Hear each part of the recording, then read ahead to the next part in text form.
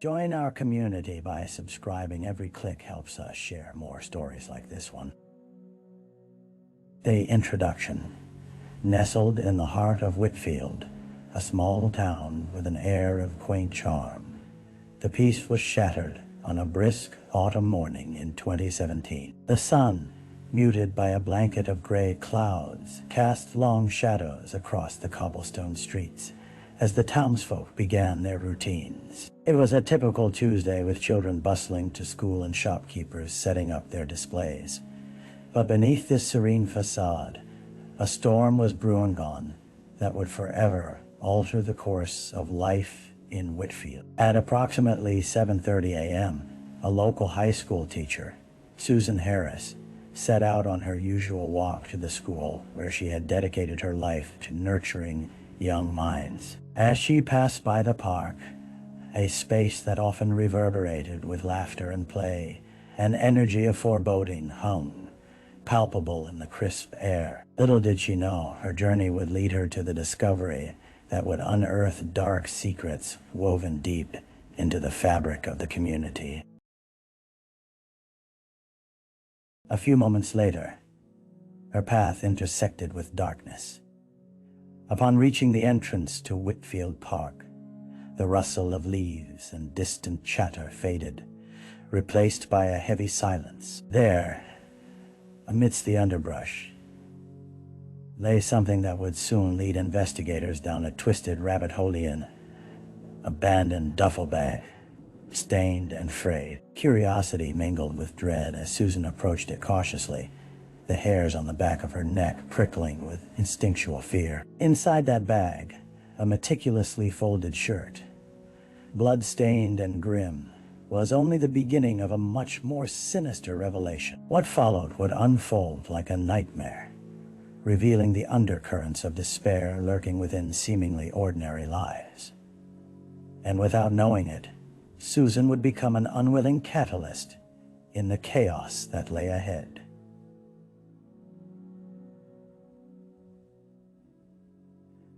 Chapter 2. The Discovery. The victim.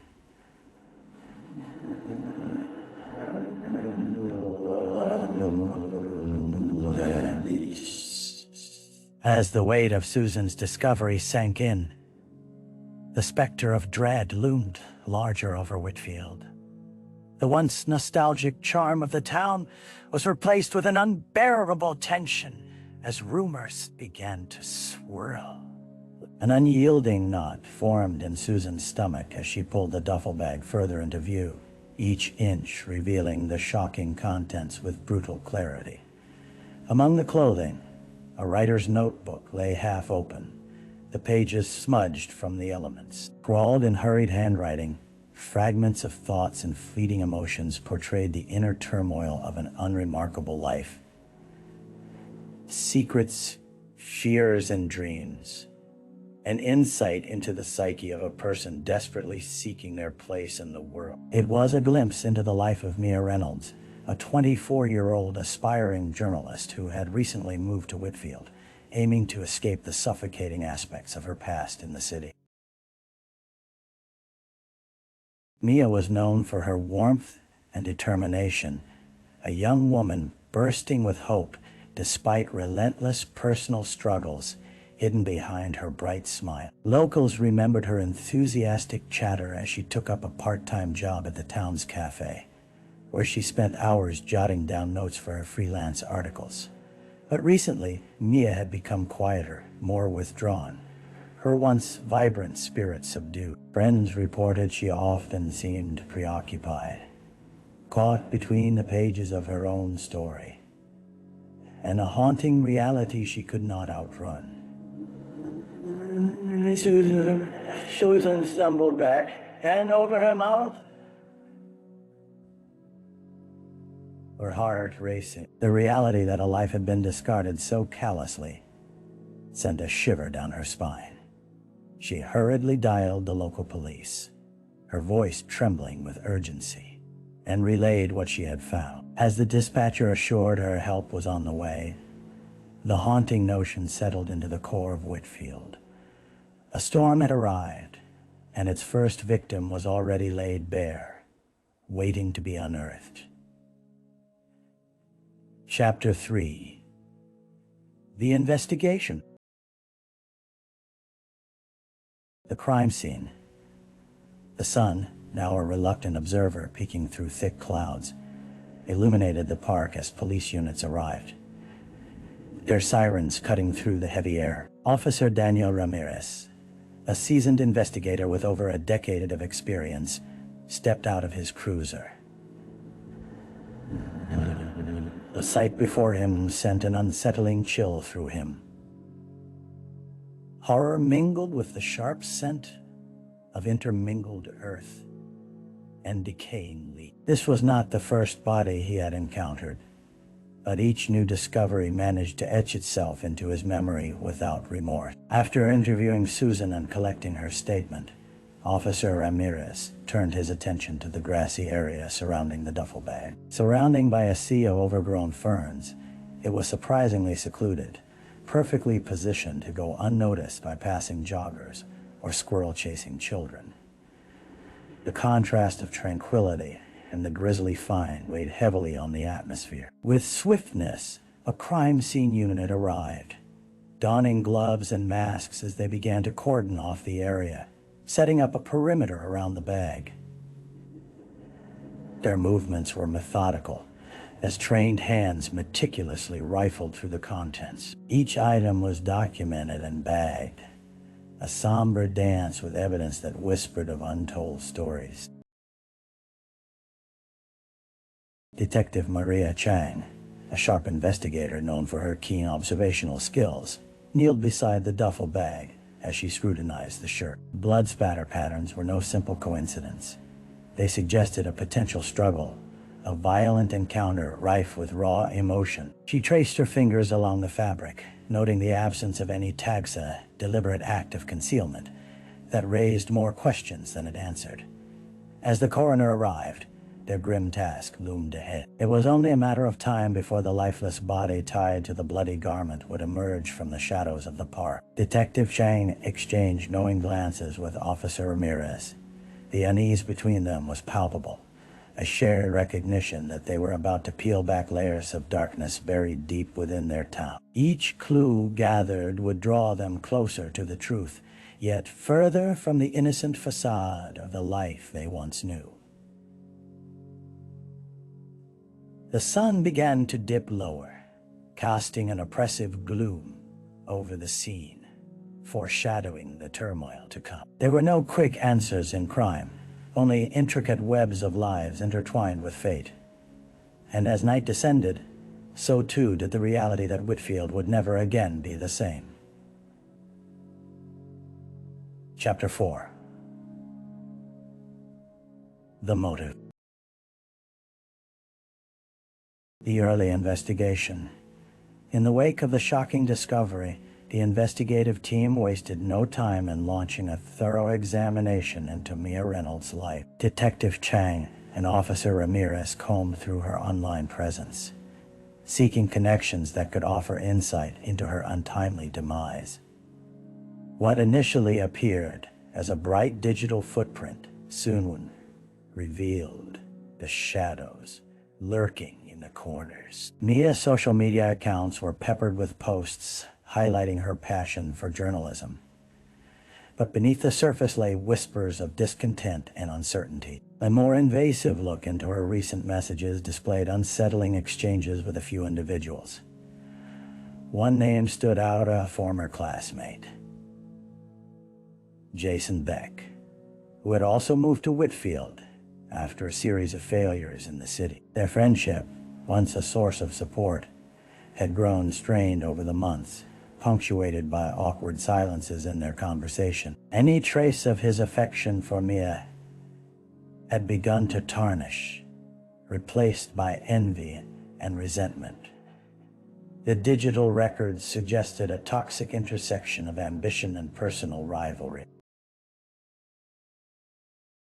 The detectives turned their attention to Mia's work at the cafe, where she had often sought solace from her struggles. They conducted interviews with her co-workers and regular patrons, seeking any mentions of troubling interactions or unsettling behavior. The cafe's owner, an observant woman named Clara, mentioned a concerning incident just days before Mia's disappearance, a heated argument between Mia and Jason. According to Clara, it had stemmed from a jealousy-fueled confrontation, igniting the fuse that might have led to something much darker. As the day wore on, Chang and Ramirez focused their search on identified leads, following up with individuals who had crossed paths with Mia. Searching for motivation, they delved into family history,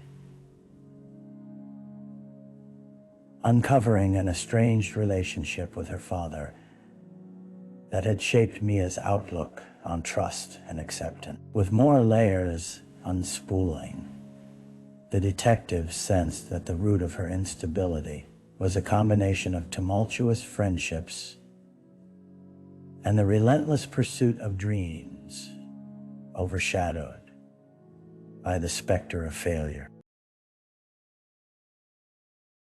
As they gathered evidence, with each piece pieced together, they couldn't shake a creeping fear that they were nearing a point of no return. The crisp autumn air matched their tension, thick with the realization that someone close to Mia had been hiding darker intentions. The early stages of the investigation offered everything but clarity, and beneath the surface the truth burrowed deeper, lost among whispers of betrayal and heartbreak. Chapter 5. The Prime Suspect. The dead ends. Days turned into a week, and the chill of autumn settled deeper into Whitfield as the investigation shifted into a frustrating cycle of leads that arrived only to dissipate into nothingness. Detective Chang and Officer Ramirez found themselves encircled by dead ends, each false lead a pounding reminder that answers remained elusive. The glimmer of hope that had buoyed their initial enthusiasm began to dim, eclipsed by the persistence of unanswered questions. At the cafe, Jason Beck had become increasingly paranoid, quickly casting aside suspicion. In the days following Mia's disappearance, his demeanor shifted from anger to unnerving calmness. Unusual for a man whose world had just collapsed, he had resumed his life, as if untouched by the chaos swirling around him. When questioned again, he played it cool, presenting an ironclad alibi with an emphasis on his whereabouts during Mia's last known moments. The tight-knit community had a way of closing ranks, and as Jason had his friends vouching for him, the detectives struggled to make headway. The team turned their attention to other possible suspects, only to discover that every interaction Mia had, every conflicted relationship, revealed shadows but no apparent perpetrators. A neighbor recalled hearing arguments through the walls, but they were so commonplace that they could not pinpoint any single moment. Meanwhile, Mia's family was staunch in their sorrow, yet distant. Her mother spoke only of her daughter's artistic inclinations and dreams, crushed by the weight of disappointment, revealing snippets of a history riddled with abandonment and instability. Conversations yielded sympathy, yet offered little information vital to the case, feeding the gnawing sense of helplessness among investigators. As the investigation trudged onward, frustrations elaborated. Ava, Mia's closest friend and confidante, exhibited signs of strain, occasionally breaking down in tears during questioning. Her emotional depth suggested awareness that ran deeper than either detective initially realized, but her clouded eyes revealed her reluctance to reveal anything that could point to Mia's troubled state. Time passed, but the home she shared with her failed memories remained untouched. The photographs of happier days, a painful reminder of what had fallen apart.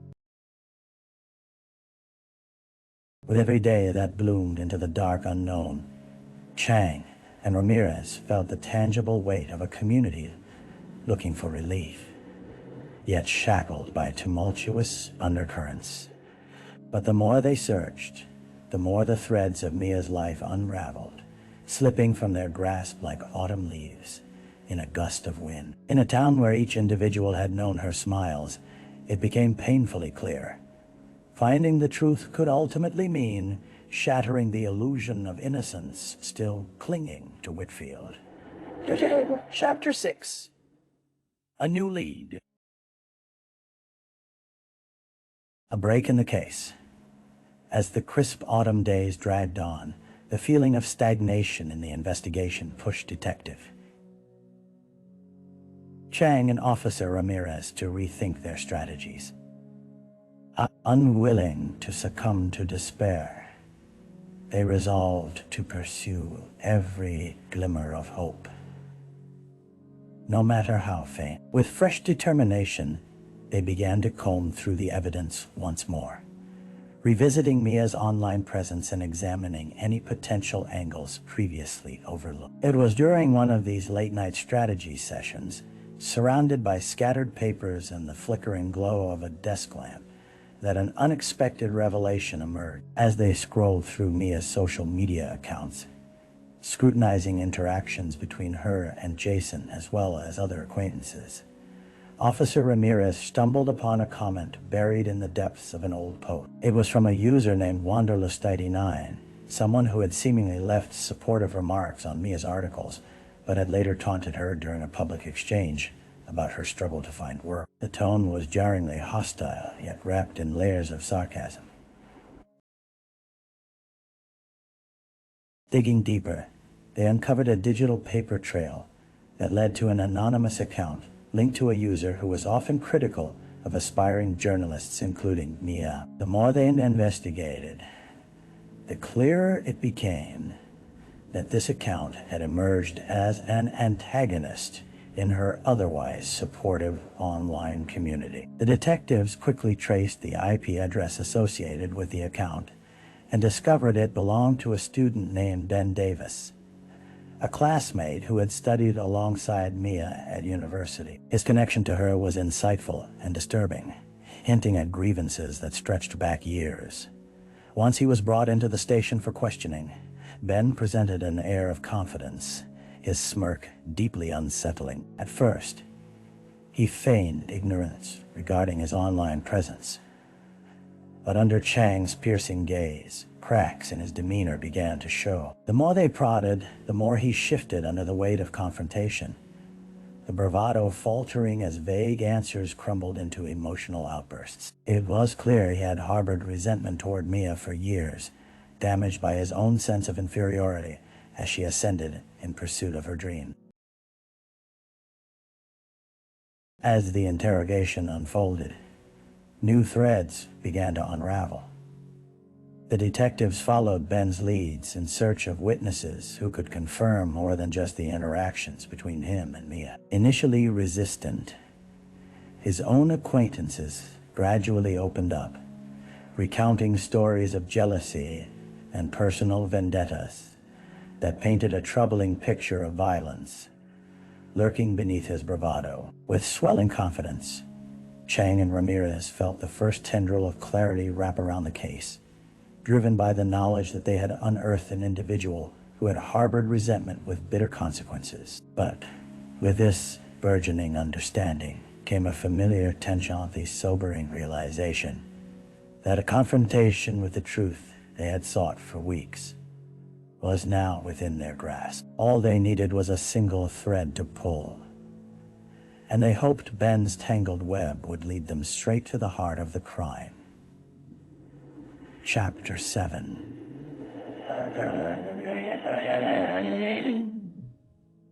Chapter 7.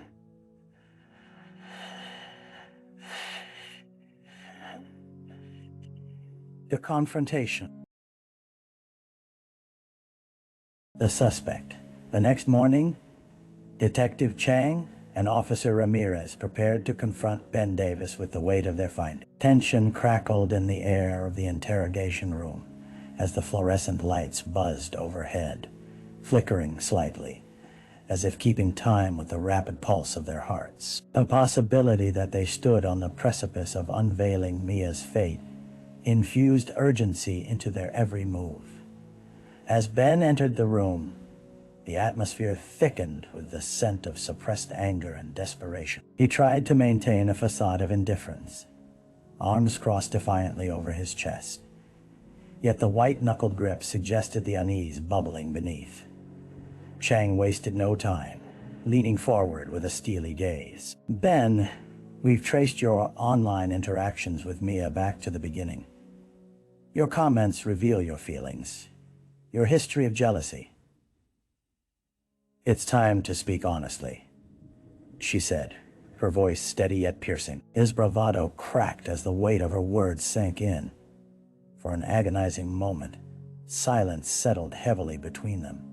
It was clear he was torn, calculating whether the lie would hold or if the truth could save him. Neither option felt safe, but in his hesitation, the detective sensed they had gained the upper hand. Listen, he began, his voice wavering. I didn't mean anything by it.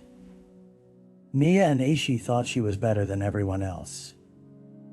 It just got under my skin, that's all. Under your skin? Ramirez echoed, his voice a low thrum. You clearly had more than just irritated feelings towards her. Your hatred festers deeper than mere jealousy.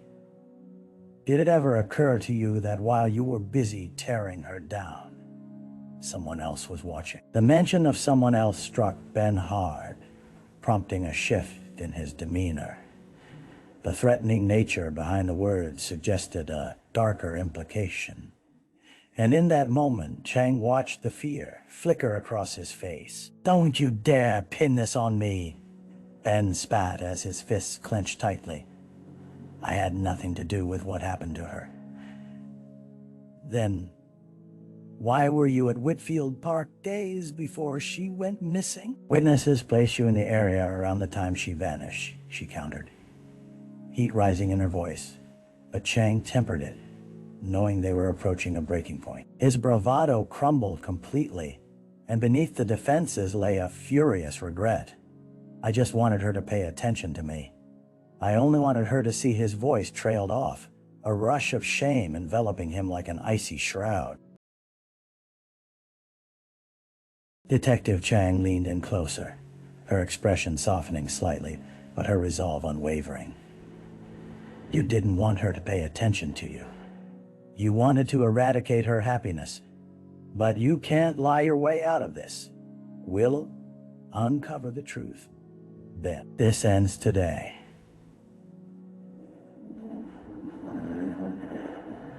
As the confrontation continued, it became increasingly clear that Ben was a man cornered, a pressure cooker of emotions, desperate for release. With each stuttering confession, the walls around him began to close in, and the truth threatened to pour out, yet the detectives knew they needed to tread carefully. Every word he uttered could lead them one step closer to understanding not only the crime that had been committed, but the darkness hidden beneath the surface of their small town. In those moments, it became shockingly apparent. Ben Davis was not merely a suspect, but a reflection of the turmoil concealed within the heart of Whitfield itself. Chapter 8. The Confession. The trial.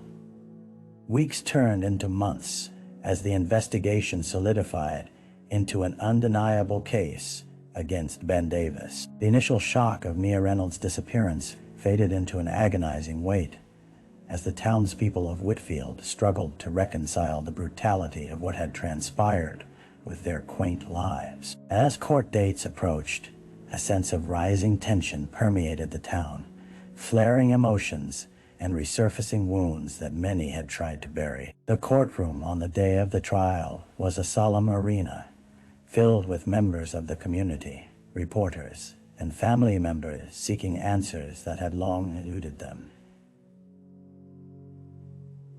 The air was thick with anticipation as the proceedings began. Mia's parents sat in the front row, their faces etched with grief, a stark reminder of the human cost of irrevocable loss. Ben entered, a shadow of his former self. Shackled and guarded by the stern presence of the deputies, head down, he appeared smaller than the man who had faced the detectives just months prior.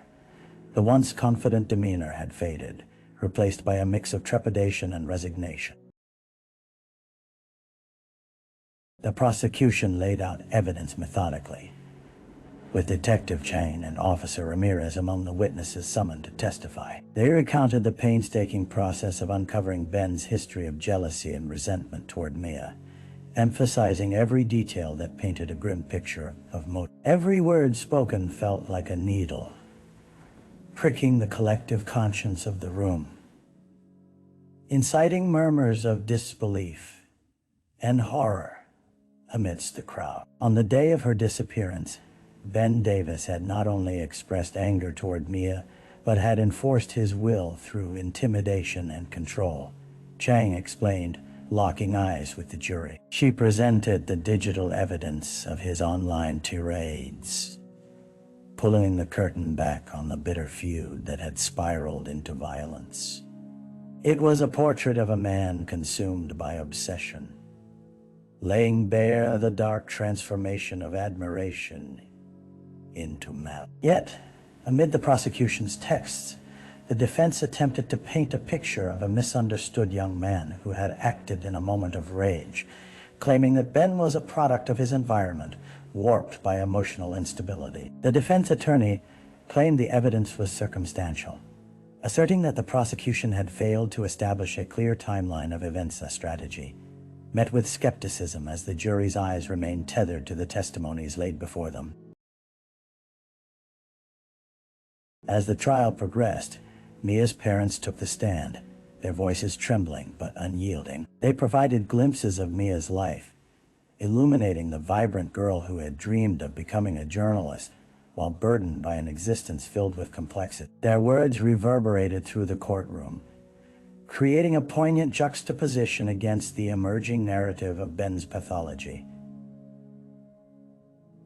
The final day of the trial brought with it an underlying tension that felt almost palpable. Closing arguments loomed, and as Detective Chang took her position, she implored the jury to consider not just the tangible evidence, but the life that had been lost, the vibrant future, extinguished not just for Mia, but for everyone who had loved her. Her plea was heavy with emotion, urging jurors to remember the humanity behind the case. When the jury finally convened, the weight of their decision loomed like an impending storm. Hours turned into a painfully protracted wait as everyone held their breath, and the heartache in the room grew denser by the minute. Finally, as the jury returned, a single word hung thickly in the air: guilty. The verdict echoed in the chamber, a resolution, yet a reminder of the irreversible scars carved into the fabric of Whitfield. Ben Davis was sentenced, but the trial marked merely the beginning of healing for the community. As folks stepped out of the courthouse, they faced the realization that life must go on, albeit forever altered, carrying with them the lessons of loss inscribed in their heart. Mia's name would linger in connection with not just tragedy, but a vow for better understanding gone, that her story would compel Whitfield to never forget. Chapter 9. The Aftermath. The aftermath. In the months following the trial, the small town of Whitfield found itself grappling with the reality of loss and the complex emotions surrounding the tragedy that had unfolded. Mia Reynolds' name lingered in the air, whispering through conversations, becoming a reminder of the fragility of life and the darkness that can loom in the most unsuspecting places. As the leaves turned to shades of amber and rust, Clara, the owner of the cafe where Mia had worked, organized a memorial event in her honor. The cafe, once a bustling hub of laughter and chatter, had become a somber reminder of the potential cut short too soon. Townspeople arrived, candles flickering like stars in the early evening glow, casting soft shadows on engraved photographs of Mia's radiant smile, forever captured in time. Memories were shared amid gentle tears, people recounting how Mia had touched their lives, touched by her kindness and light. Through their grief, they found glimpses of hope, reaffirming each other's humanity. In a collective vow to keep her spirit alive.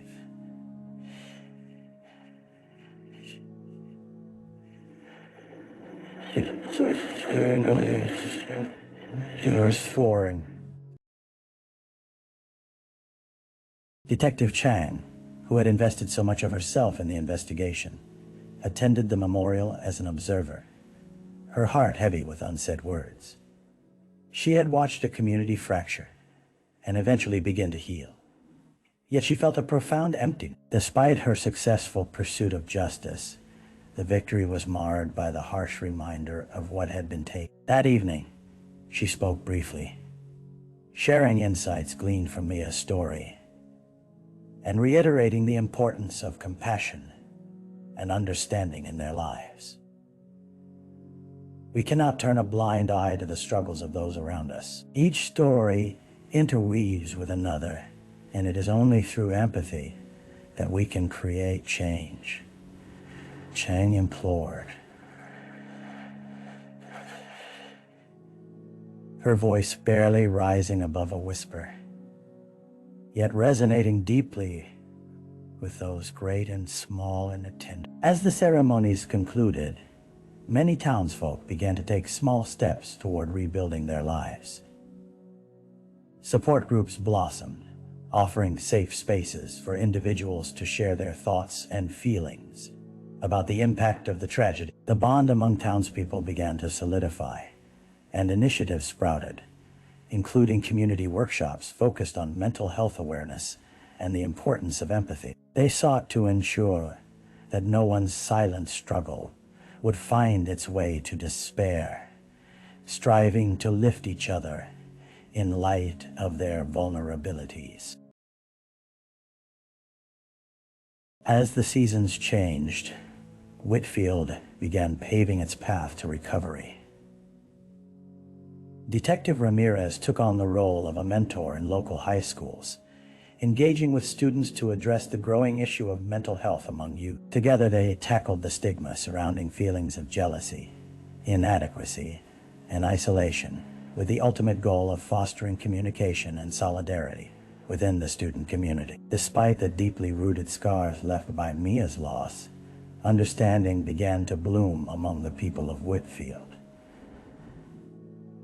They took to heart the lessons learned, cultivating compassion where past animosity had thrived. In the echoes of their shared grief, they built a support system that could catch those who might falter again in darkness. Yet, even as the town pushed forward, Mia remained etched into the fabric of their lives. Forever a reminder of how easily a life can be extinguished, but also how the bonds formed in the aftermath can seed hope. The journey was just beginning, and though it would be a long and arduous road, they believed they could rise together, hands joined, walking forward into an uncertain yet hopeful future. Chapter 10, A New Beginning. Reflection. As winter gathered its chill around Whitfield, the lingering shadow of Mia's story wove into the lives of those she left behind. Detective Chang often found herself revisiting the investigation, not merely to dissect the events that transpired, but to honor the girl whose dreams had been extinguished too soon. She sat at her desk late in the evening, the blue glow of her computer reflecting her resolve as she penned an article for the local newspaper, advocating for deeper discussions about mental health in schools. Meanwhile, in the heart of the town, the fountain that had once been a backdrop for joyous memories stood as a silent witness to their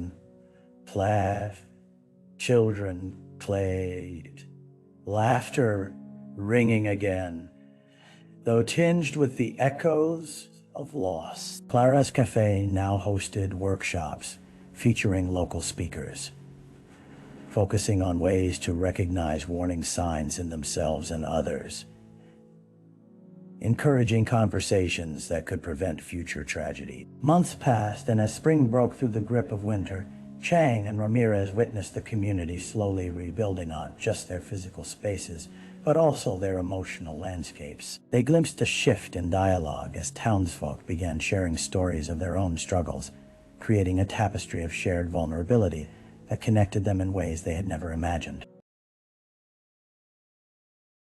At the end of each day, Chang reflected on the lessons learned through the pain and perseverance of their small town. Mia's life had become a catalyst for change, something beautiful emerging from the ashes of despair. They had come to realize that healing was not linear. It was a continuous journey filled with the nuances of grief and moving forward while holding the past tenderly. In the cycles of seasons and the rhythm of routine, Whitfield was crafting a legacy that would honor Mia for her light, for her struggles, and for the reminder that understanding and compassion could prevail.